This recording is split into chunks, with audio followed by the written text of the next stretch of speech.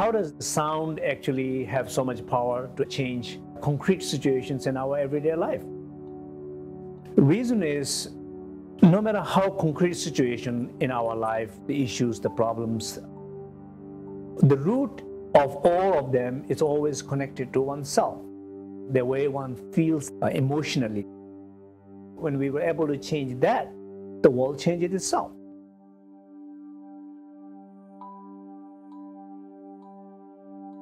The same way, when the sacred sound is produced, it is able to shift and transform those deeper pranic structures which produce those issues. So, same thing with every other emotion. That's the role of the sound in these practices.